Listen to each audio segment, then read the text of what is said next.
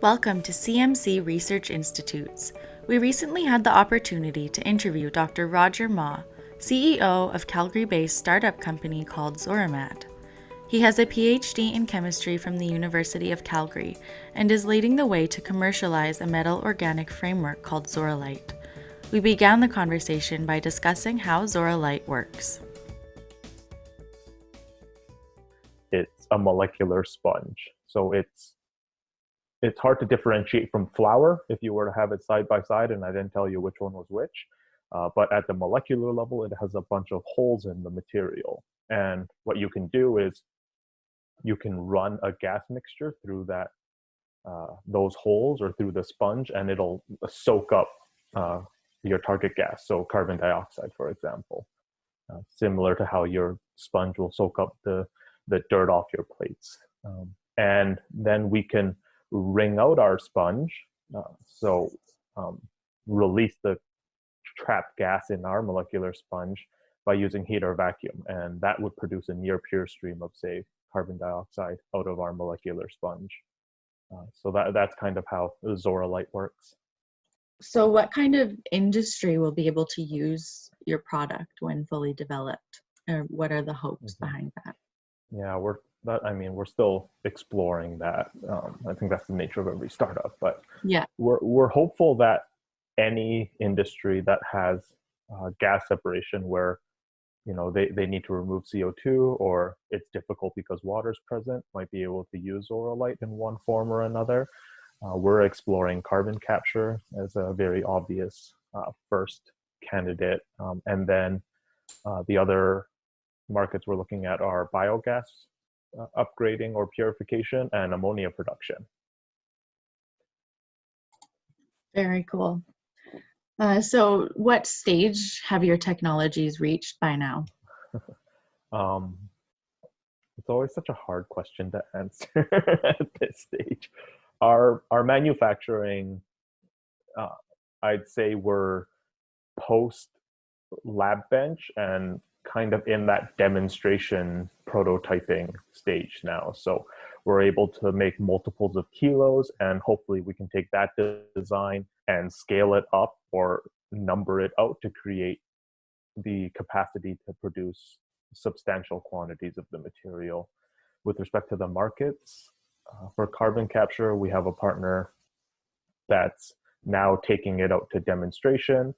For biogas, we've lined up partners, so we're starting to design our demonstration and do a handful of last lab tests to verify a couple of criteria before the demonstration goes full steam ahead. And ammonia, we're just starting on that field, but there's a lot of interest based off the existing data we have for the material to justify moving forward and exploring that market in a deeper sense. Yeah. Well, I wish you the best of luck because things are a little bit crazy right now. So it leads me to my next question, which is how has COVID-19 impacted everything that you're doing, including applying for grants and everything involved in the process of a startup? How has that affected you? Yeah, I think COVID's kind of been this really interesting and crazy time, and understanding that everyone is going through their own impact from it. So with respect to grants, the government's been good with supporting business, and even some support coming down to earlier startups such as ours. So we haven't had much difficulty there. One of the issues has been trying to understand timelines for some international projects that we were working on without knowing exactly when I can send, say, a tech or a person over to Europe to perform some work at another lab. Makes it really difficult to put a timeline and apply for those types of grants. Also with projects, most of our projects are stalled right now because ZoraMat can't get into the university labs because we're shut out for the time being, and rightfully so given the circumstances. But that's put a complete halt on our technology development, and it's similar to for many of our partners. So on the grant side, it's been good for keeping the business alive type of grants and support, harder for the larger project-based grants. And then I guess other impacts, we were getting ready to hire our first kind of lab support staff in February or March, and everything hit and we had to put that on halt. And I think that would have been a lot of help. We just designed another component of our prototype, which was installed the last week of February. And so I got to play with it twice, and then I got locked out of lab. So that's just sitting there waiting to get played. You know, it's kind of the scientist side of me where I really just want to get in the lab and play with my new toy, but I can't. And so that's been really unfortunate in terms of a critical piece of our prototype was commissioned and operational, and then it couldn't be couldn't be optimized, unfortunately. And let's see, what other parts have we been affected by COVID? I think those are the big ones in terms of tech development, grants. The grants play a role in our markets. I guess specifically with our markets, our partners are in Denmark, Sweden, and Switzerland. And so Denmark had very tight restrictions early on in the pandemic. So our partner was difficult to get in touch with at the time, and rightfully so. And you know, they've also pivoted because they're relevant to COVID-19 and they can support that side of things. So it seems like they're focusing their business on that side of things, and our project with them has been delayed for the time being. And with our other partner, they ran into issues where they were very close to that Italy border during the large outbreak, and so they ran into a large number of issues that arose from just that proximity to such a hotspot. And so, you know, those partnerships now we're trying to slowly navigate again while they're coming out of crisis mode or you know, COVID-19 support mode. And I foresee, you know, those engagements taking a few months to really come back online and gain traction again. How have you had to pivot in the face of change in terms of ammonia, that which you had mentioned earlier? Can you speak a little bit more to that side of things? Yeah. So we were kind of going full steam ahead on biogas. That was our big project. That was our primary market to focus on because of all the work we put in the last year. And with the delay from our partner, it's forced us now to pivot and better understand, it's forced us to pivot now and take a deeper look at our secondary and tertiary markets that were kind of growing while we were working primarily on biogas, and ammonia was that market. And we've received a lot of feedback from you know, mentors and people who have heard the ZoraMat story and are familiar with this kind of gas separation market, that the ammonia market would be one that's worth dedicating a lot of effort to, especially during this downtime, to get the research in, understand the customer segment and the pain point a little more. So we've been digging into that to really be able to come out of this pandemic, you know, come out of it running, ready to deploy in this market while we're seeing what happens with the biogas market. So it's been fun. It's sometimes hard to take steps back and revisit it with fresh eyes, because we've done bits and pieces of the early stuff, with respect to understanding the market, understanding partners, and how our technology would play a role in that market. Uh, we've been doing bits and pieces of it, not really continuously. It's more an afterthought or opportunistic. And now to fully focus on it again, I think one of the things I need to do is almost forget everything that I've done before and use that as reference for when it becomes relevant again, during a continuous exercise in everything that an entrepreneur does when trying to understand and explore a new market with a new customer segment. Yeah. Yeah, I think that's really good advice for anyone looking to start something up or who are in the midst of all of this with their startups.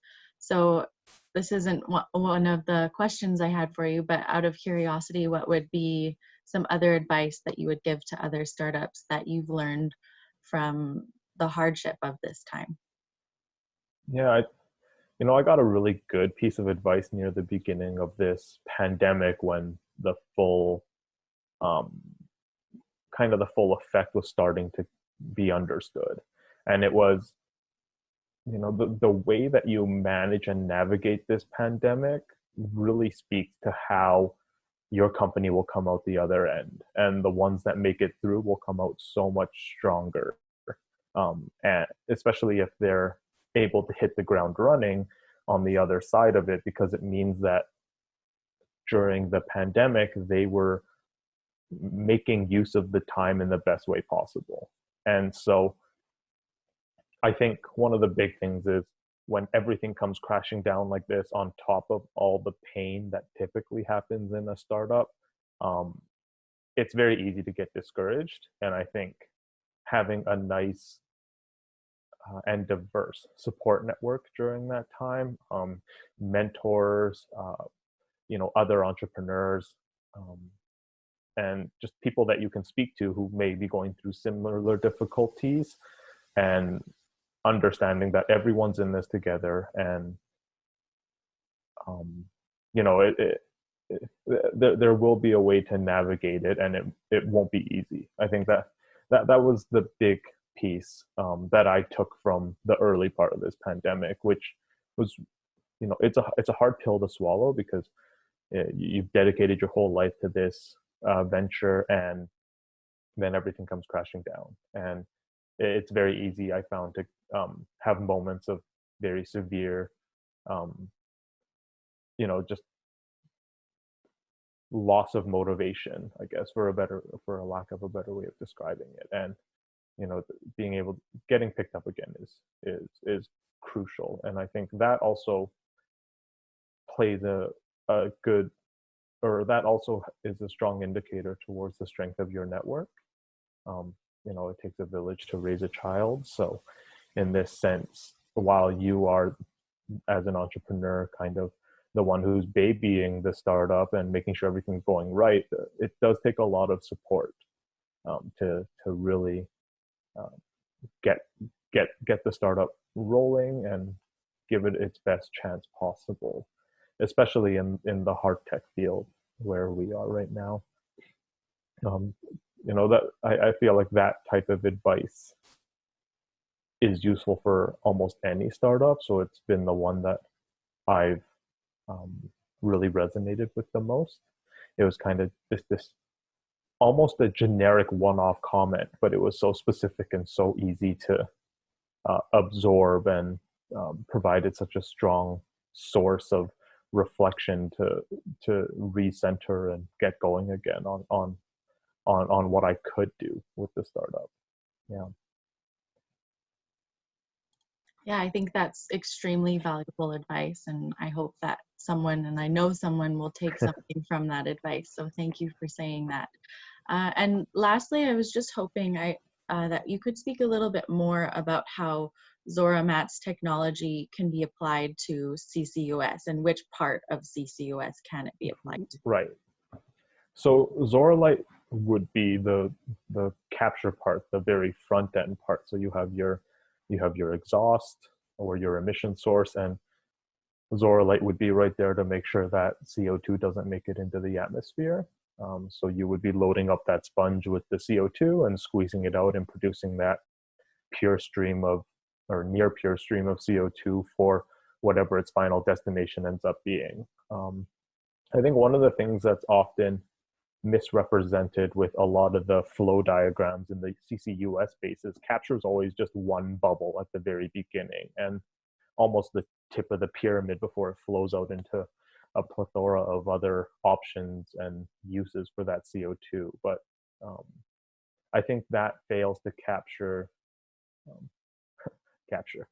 It fails to really show that the capture component has a lot of not a lot of variety, but a lot of variables and differences within that one little bubble where, it'd be very difficult to envision using the same technology for, say, a landfill gas, biogas source as it would be a power plant, or, to another extreme, mobile sources like cars and boats and airplanes. So that capture component has a lot of pieces within it as well. And so we're trying to figure out which one of those pieces our technology plays the best role in and how we can most effectively capture carbon. And it might not be the entirety of the capture chain, but if we can hit a couple of those niche markets very, very well, then at least we're playing a role in preventing those sectors or those markets from emitting the CO2. And then that's when you take that near pure stream of CO2 and flow it into the conversion and utilization technologies, many of which require a cleaner stream of CO2, or inject it underground for sequestration and storage for more long-term prevention of the CO2 atmospheric accumulation. Thank you for watching our fascinating conversation with Roger Ma. If you'd like to learn more about CMC Research Institutes, visit our website at cmcghd.com or contact us at admin@cmcghd.com.